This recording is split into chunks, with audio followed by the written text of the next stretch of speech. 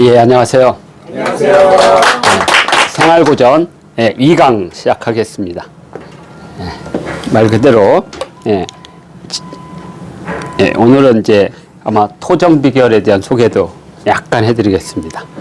그러니까 우리가 지금 마작 같은 것을 우리가 전통놀이 가운데 판놀이에서 하는데 마작이 144패죠. 네. 토정비결도 144항입니다. 그건 동아시아에서 상수에서 통용도 쓰는 숫자이기 때문에요. 그냥 만드는 게 아니죠, 우리가. 골패가 32패나 28패 하는 것도 똑같은 개념입니다. 자, 그래서 역사고전, 철학고전, 이제 문학고전, 여기구나. 그 다음에 이제 생활고전, 이제 두 번째 시작되겠습니다. 조선 후기에 이제 사람들이 가장 이제 관심 갖는, 그러니까 그전에는 그냥 운명을 받아들인 거죠. 근데 이제 사람들이 그 어떤, 이른바 이제 민주적이라고 하는 것은, 민주적이라는 것은 내 삶의 주인이 이제 하늘이 아니라 나라는 생각을 하게 되죠. 그러면서 점점점 자신의 삶, 운명에 대한 관심을 갖게 되죠. 그래서 그때 이제 막 널리 알려진 게 이제 당사주가 있습니다.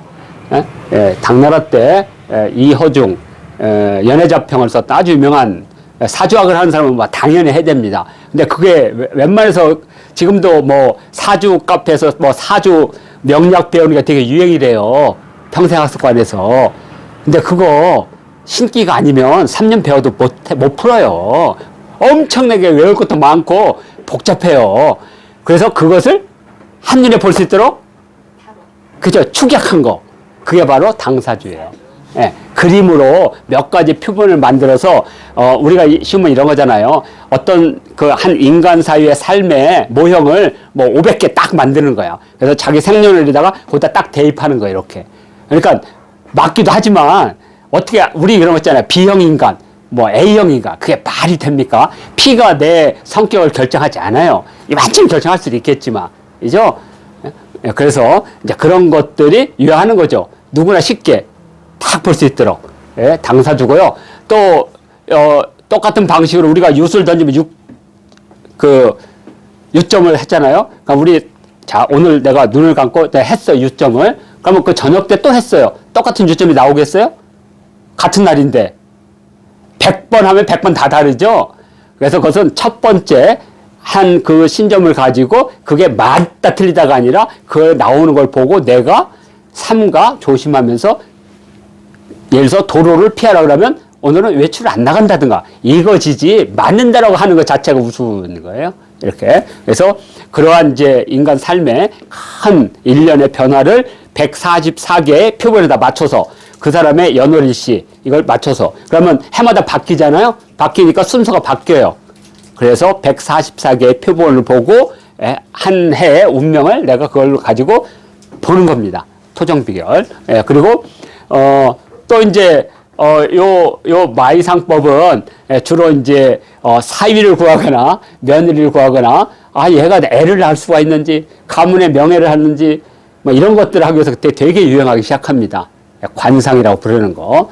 그 중에 마이선사가 했던 상법 무지 유명하죠. 수상은 그러니까 족상은 수상보다 못하고 수상은 관상보다 못하고 관상은 심상보다 못하다. 뭐 아주 유명한 말이 여기서 나오는 겁니다. 마이상법이고요. 그다음에 그 택리지는 크게 이런 데가 좋다고 하지만 정감독은 딱 찍었어. 10개를 여기 가라. 그 중에 하나가 이제 청학동이 되겠고요. 또 우리 동네에 빼울이라고 있습니다. 빼울. 빼울이요? 임진왜란 또 빼놓고 갔고. 6.25 전쟁 또 빼놓고 갔대요. 왜 깊으니까. 근데 진짜 깊어요. 우리 친구들이 거기서 많이 살았으니까. 그래서 이름이 빼울입니다. 저희 동네 이름은 봉우뚝. 봉우뚝?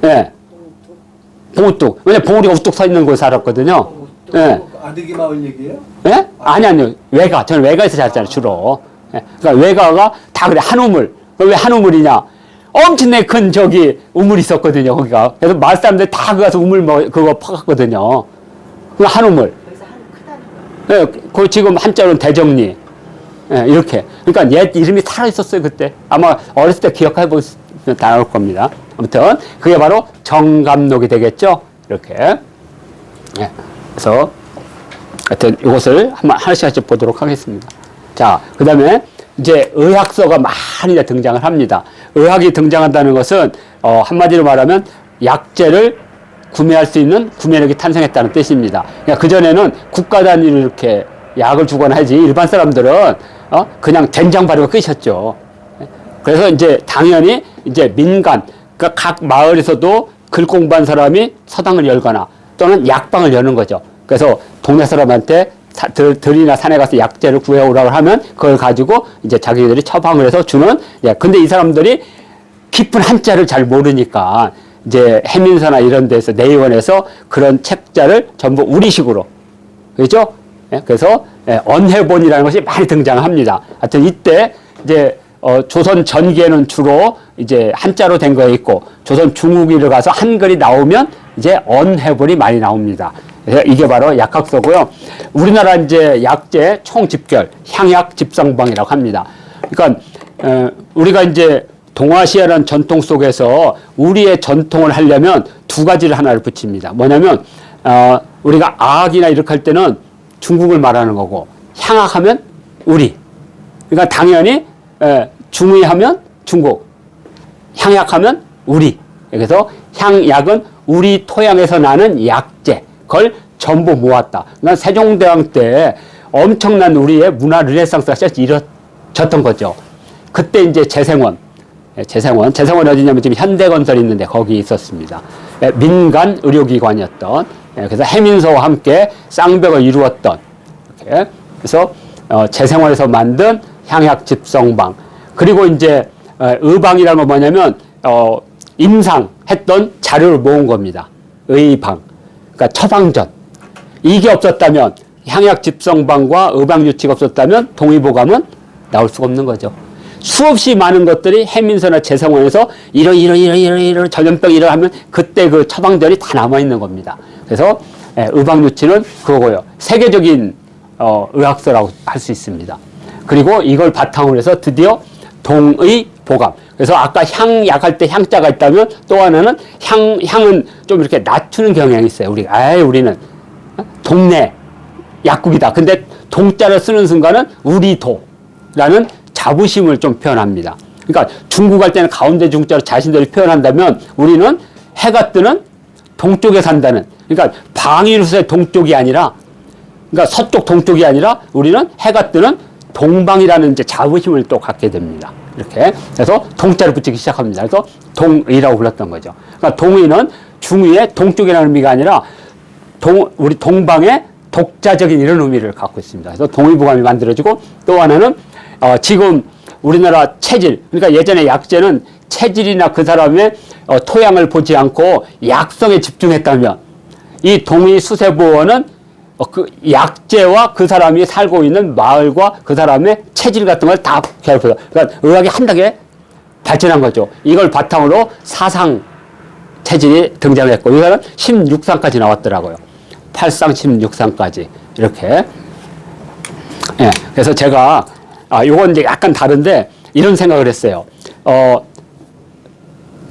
우리 동의 식약. 그래서 이제 그게 뭐냐면 음식점인데 그 사람을 이렇게 카드를 만들어줘. 체질을 계산해서. 그래서 그 사람이 오게 되면 같은 된장국이라도 그 음식을 약간씩 조절해서 주는 거. 근데 그게 왜 안 되느냐? 그게요, 음식이 아니에요. 그 순간 그건 약이야, 의약. 그래서 그건 임상을 해야 돼. 그러니까 만약에 우리가 음식점을 낼 때 이것을 식약청에서 약으로 하는 순간 우리는 음식 하나도 못 해요. 그러니까 이 떡볶이 먹고 이 사람이 죽을지도 모르잖아요. 그래서 원래는 되게 아이디어는 좋은데 그거 하려면 저기 한 200억짜리 공장을 세워서 다 임상을 해야 돼. 제천약 저 밥상집은 남자가 여자가. 그거 다 원래는 걸리는 겁니다. 그래서 약재로 하면 안 돼요. 그냥 밥재료야, 그냥. 이름만 그렇게 해놓은 거지. 이렇게. 하여튼 임상을 어떤 것은 20년도 합니다. 그러니까 약재를 발견하면, 신약을 발견하면 20년 동안 못 팔아요. 그 다 한 후에 실제 파는 것은 몇 년밖에 안 된대요. 그때 확 버는 거랍니다. 이렇게 등 이렇게 예, 의학성가 있고 이건 이제 제가 의학듬에 한번 상식적으로 예, 우리나라 5대 의료기관 조선시대 의료기관입니다. 당연히 내의원이 있었겠죠. 창덕궁 내의원 예, 약방이라고 써있을 겁니다. 약방 내의원이고요. 그 다음에 해민서 을지로 예, 초입에 있는 해민서 그렇죠. 예전에는 여기가 약제의 중심지였는데 명동을 중심으로 일본의 근대 의학이 들어오면서 약사가 들어오면서 이게 밀려났죠. 청량리 쪽으로 예. 어디죠 거기가? 경동으로 밀려난 거죠. 예. 자 그래서 해민서가 있었고 그 다음에 예, 전의감은 어디에 있냐면 조계사 바로 앞에 전의감 예. 그래서 모든 의학 같은 것을 연구하고 예, 이렇게 보관하고 하던 예, 관점이 전의감이고요. 그 다음에 활인서는 전염병 나거나 이러면 도성 안으로 못 들어오게 하기 때문에 예, 문 밖에서 사람들을 구제하는 예? 격리 수용 뭐 이렇게 볼 수 있습니다. 활인서고 마지막으로 서민 치료기관 그래서 재생원이 현대빌딩 거기 예, 이렇게 해서 우리 조선을 대표하는 5대 의료기관이고 의학서는 다 여기서 만들어서 지방에 보내는 겁니다. 네. 자, 그리고 말 그대로 이제 한글의 창제와 함께 이제 언해본이 나옵니다. 그러니까 언해본은 되게 빨리 나오는 거예요. 1446년에 한글이 반포됐는데 20년도 안 돼서 나왔잖아요. 그러니까 우리가 언제 한 번은 이런 적이 있었던 것 같아요. 우리 한글을 못 쓰게 했다고. 그렇지 않습니다. 조선 중기가 지나면서 사대부들이 쉬운 말로 하면 우리나라는 독재가 시작돼요. 그래서 오히려 반여성적이고 반서민적이고 반생활적인 것, 다 이념적인 것이 등장하는 거죠. 그래서 한문이 강화된 거지 사실은 세종대왕 이후에 세조 때까지는 한글을 보급하기 위해서 어마어마하게 노력을 했던 거죠. 그러니까 예를 들어서 조광조의 도학정책 이걸 되게 높이 평가하잖아요. 한마디로 말하면 성리학 독재국가를 만든 거예요. 넓은 의미로. 되게 도덕적이지만 인간 삶을 거기다 묶어두려고 하는 거죠. 여성이고 남성이고. 그러면 그게 더 강화됐으면 우리는 다 탈레반 되는 거예요. 탈레반 세계 속에서. 이렇게. 그러니까 역사를 할 때 도덕적인 것이 좋은 거 아니에요. 자, 보세요. 자, 내가 밥을 먹을 때 후루루 쩍쩍 못하고 막 먹어도 안 돼. 젓가락질을 때 이렇게 뭐 얼마나 불편합니까? 급하면 먹기도 하고, 아들한테 막 이렇게 생선해서 막 주기도 하고, 남편한테 쌈해가지고 주기도 하고. 그러면 안 되죠, 그거. 성리학적으로. 어디서 감히. 그죠? 그러니까, 이렇게 제가 이런 쪽 하다 보면 특히 이제 유학을 하시는 분들이, 유학 제일주의를 많이 가져요. 근데 위험할 수 있다라는 거예요. 우리가 도덕적으로 사는 것과 도덕적 규제를 하는 건 다르다라는 거죠. 집에서 아버지가 저녁 7시에 오고 9시에 통금 딱 해봐요. 연애도 못하고 40살까지 노처녀 돼요. 아유. 그래서 나중에 뽀뽀 결핍증 생겨요. 저 거부증. 못하게 해가지고.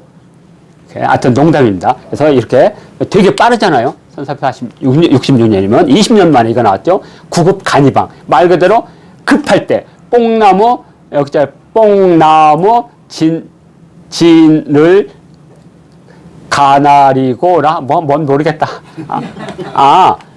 뽕나무 그다음에 뽕나무 그다음에 이게 그 장작 그다음에 재 그러니까 나무재 뽕나무 재를 한자를 보니까 하나 이거 참 문제 이건 모르는데 여기 있잖아요. 상시회 그러니까 뽕나무 재를 그다음에 새연 가늘게 갈아서 미음 그죠? 밥에다가 해서 미겨라. 그래서 여기 이전 얼마 양을 쭉 계산해 주는 거죠. 예. 이게 더 어렵네. 어떻게? 그렇죠? 이렇게. 그러니까 한문을 알고 우리말을 알면 금방. 이거 하면 요 때는 뭐 먹어요. 이게 이제 구급 간이방이다. 진짜 급할 때 간단하게 쓸 수 있는 거. 그렇죠? 응급처치네. 응급처치 그랬죠. 그리고 언해 간이 벽운방.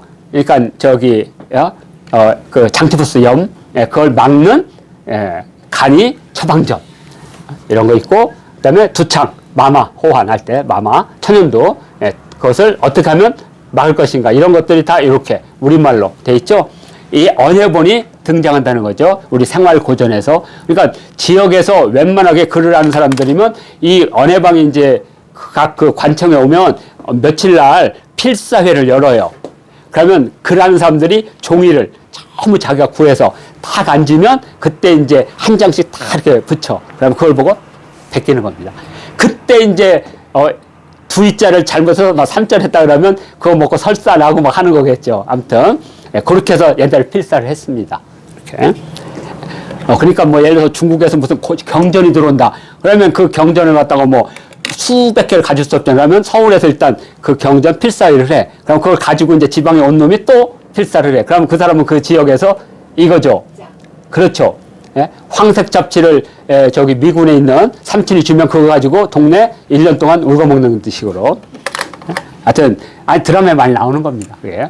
자, 그래서 언해본이고 다음은 이런 그 탱리지나 이것 때문에 이제 지역에 어떻게 사는 것이 가장 좋은다는 풍수가 유행하기 시작합니다. 그래서 이게 조선시대 4대 풍수입니다. 그러니까 예를 들어서 주민들이 그 관상에 가면 요 사주 하는데 풍수하는 과가 다 있어요. 그래서 거기에 이제 시험 보려면 풍수지리는 이 네 가지를 봤습니다. 그래서 명산론 말 그대로 산을 밝힌다는 뜻입니다. 이름 명자가 아니라 산의 형상의 이것을. 그리고 청우경은 원래부터 유명한 풍수지리입니다. 그래서 하늘의 기운이 땅에 오면 거북이 모양처럼 산맥이 있고 거기에 마을이 형성돼 주로. 그래서 우리나라에 보면 대부분 오두산 이렇게 하면 이렇게, 그죠?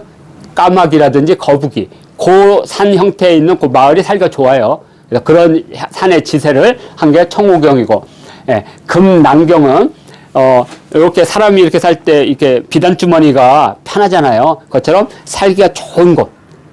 무덤도 마찬가지고. 이게 이제 금남경이고, 이제 지리신법 말 그대로 지리에 관한 이야기. 이게 이제 4대 풍수 지리서입니다. 이렇게. 이런 게 있다는 것만. 예를 들어서 제가 창덕궁이나 경복궁을 풍수 답사를 한다면 제가 설명해 드릴 수 있습니다.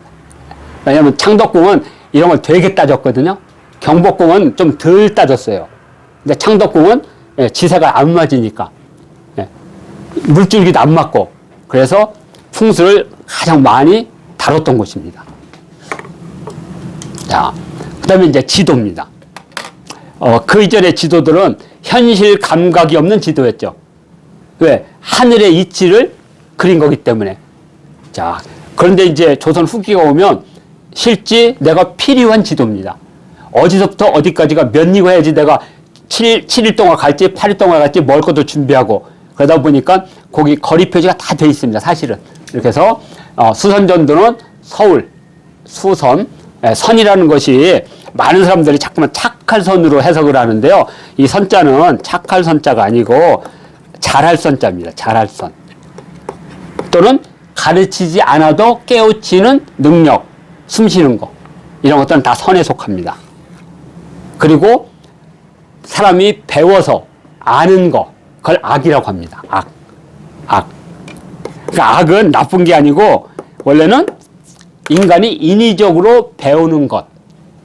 그래서 이제 인간이 하늘로부터 받은 것은 남을 해치지 않고 이렇게 받는데 뭐한테 배우면 그건 나쁜 짓을 한다. 그래서 그때부터 도덕적으로 악이 된 거예요. 악이. 그렇게 합니다. 그러나 선악은 기술적인 거나 선천적이냐 후천적이냐 이 얘기였어요. 그래서 잘 보세요. 자, 우리가 선물할 때 고기 육자 쓰죠. 선자 쓰죠. 그러면 이거 착한 고기를 주는 거예요? 잘 다듬었거나 잘 자란 고기란 뜻이에요. 옛날에 고기를 선물로 줬으니까. 그러니까 이 선자 중에 뛰어나다, 빼어나다, 으뜸이다 이런 걸 갖고 있는 거죠. 그래서 하이테크라는 거죠. 그렇죠. 그래서 한 나라의 중앙에서 이런 기술을 배우면 지역에다 그걸 다 전파하는 거예요. 자제들한테. 그럼 서울 오라 하겠죠? 가르쳐서 보내는 거예요. 이게. 그런 사람들을 예전에 뭐라 했느냐. 그 사람들을 바로 사라고 불렀던 거예요. 사. 그리고 사가 천하를 돌아가기 때문에 앞에 방자를 붙여준 거예요. 그래서 방사라고 불렀습니다. 그러니까 이런 기술을 가진 사람이 각지를 돌아다니면서 그런 기술을 전파하고 밥을 먹고 오는 거. 이렇게 그렇게 이해하시면 됩니다. 고대인들의 사유 방식이니까.